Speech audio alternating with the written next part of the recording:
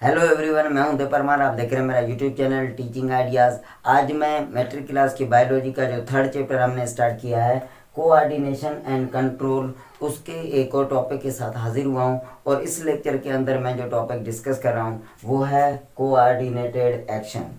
इस लेक्चर में आगे बढ़ने से पहले आपको जो है वो कोऑर्डिनेशन एंड कंट्रोल का पता होना ज़रूरी है। अगर आपने अभी तक पहला इंट्रोडक्शनल लेक्चर नहीं देखा तो आप इस लिंक पे जो है वो क्लिक करके वो लेक्चर देख सकते हैं, ताकि आपको जो है वो कोऑर्डिनेशन एंड कंट्रोल का आइडिया हो जाए। हमारे बॉडी से बहुत सारे ऐसे पर्टिकुलर काम जो है वो रिस्पांस की शक्ल में करवाए जाते हैं। याद रखें, वो सारे काम जो है वो कोऑर्डिनेशन से जो है वो डेवलप किए जाते हैं। कोऑर्डिनेशन हमारे बॉडी के पार्ट्स का एक दूसरे के साथ होता है, हार्मोन का होता है, नर्व सिस्टम का होता है, या ऐसे बहुत सारे पार्ट है उनका एक दूसरे के साथ कोऑर्डिनेशन होता है।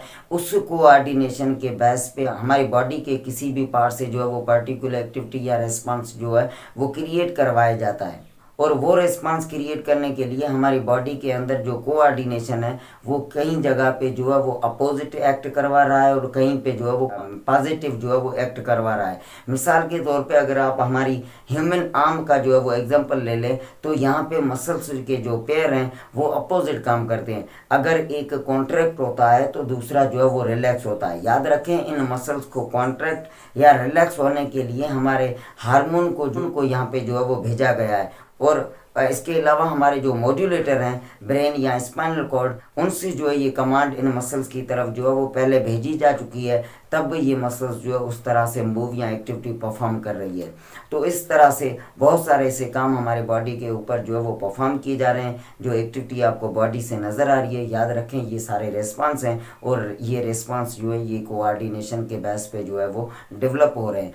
तो आज के लेक्चर में हम डिस्कस करेंगे कि एक कोऑर्डिनेटेड एक्शन जो है वो कैसे डेवलप होता है और इस एक्शन को डेवलप करवाने के लिए कौन से पार्ट जो है वो इसमें शामिल है। इन सारी चीज़ों को डिस्कस करने से पहले अगर आप मेरे चैनल पे न्यू है तो आप इस चैनल को सब्सक्राइब कर लें, वीडियो को लाइक एंड शेयर करें। तो अब हम बढ़ते हैं हमारे वीडियो की तरफ।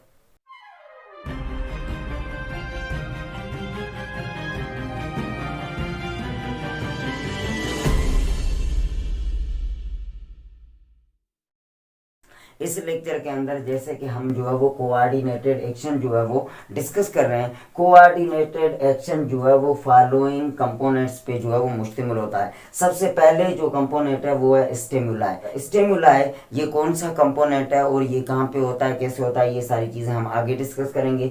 स्टिमुलाई के बाद जो कंपोनेंट आ जाता है उसको रिसेप्टर कहा जाता है, और रिसेप्टर के बाद जो है वो कोऑर्डिनेटर का कंपोनेंट आ जाता है। कोऑर्डिनेटर के बाद जो है वो अफेक्टर कहा जाता है, और अफेक्टर के बाद जो है वो रिस्पांस का जो है वो कंपोनेंट आ जाता है। सबसे पहले हम डिस्कस करेंगे कि स्टिमुलाई या स्टिमुलस क्या है। स्टिमुलाई एक प्लूरल टर्म है और स्टिमुलस जो है वो एक सिंगुलर टर्म है। यहाँ पे सबसे पहली पॉइंट ये है, the factors that is light, temperature etcetera cause the changes in external और internal environment।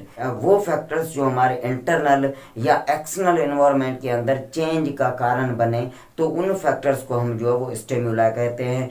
और भी एग्जांपल आप यहाँ पे देख लें, हीट जो है वो भी स्टिमुला है, कोल्ड भी स्टिमुला है, प्रेशर भी स्टिमुला है, साउंड वेव्स भी स्टिमुला है, प्रेजेंस ऑफ केमिकल ये भी स्टिमुला है, माइक्रोबियल इन्फेक्शन से एटसेट्रा। ये सारे जो फैक्टर आप देख रहे हैं इनको स्टिमुला कहा जाता है, क्योंकि ये वो चीज़ें हैं जो हमारे एक्सटर्नल या इंटरनल एनवायरनमेंट की चेंज के जो है वो कारण बनते हैं। इसके बाद आ जाता है सेकंड कंपोनेंट, उसको कहा जाता है रिसेप्टर, या आप इनको जो है वो सेंसरी ऑर्गन भी जो है वो कह सकते हैं।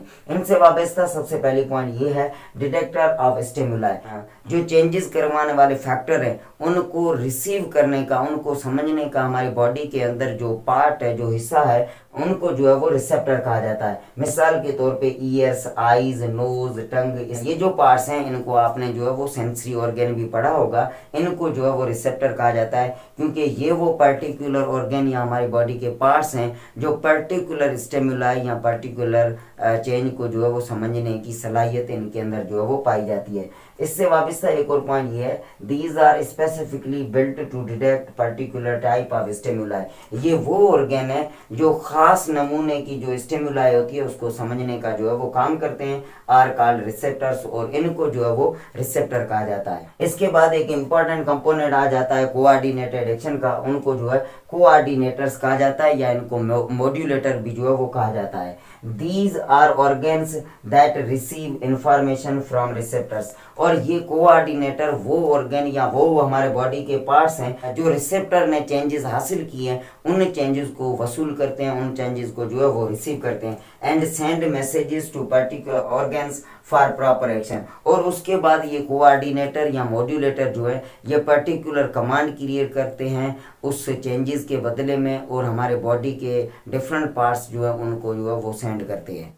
मिसाल के तौर पे यहाँ पे देख लें ब्रेन एंड स्पाइनल कार्ड जो है इनको जो है वो नर्व्स कोऑर्डिनेटर जो है वो कहा जाता है। और इसके अलावा एंडोक्राइन ग्लैंड्स जो है जिसमें मिसाल के तौर पे पिट्यूटरी ग्लैंड्स, एड्रेनल ग्लैंड्स या एटसेट्रा, ऐसे जो एंडोक्राइन ग्लैंड्स हैं उनको केमिकल कोऑर्डिनेटर्स जो है वो कहा जाता है। याद रखें जो कोऑर्डिनेटेड एक्शन जो है वो परफॉर्म किया जाता है उसमें nerve coordinator and chemical coordinator दोनों जो है वो शामिल होते हैं, तभी वो एक्शन जो है वो डेवलप्ड होता है हमारे बॉडी या बॉडी के पार्ट से। इसके बाद आ जाता है एक इम्पोर्टेंट कंपोनेंट अफेक्टर्स। अफेक्टर से मुतालिक सबसे पहली पॉइंट ये है they are the parts of the body which receive messages from coordinators.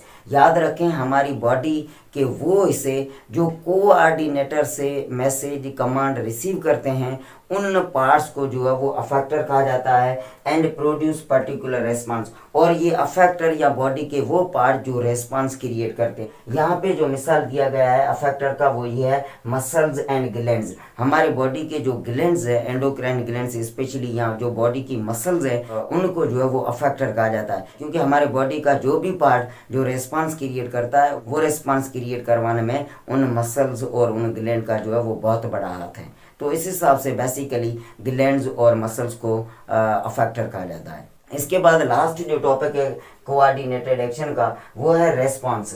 The activity of affectors और effector perform actions is called response.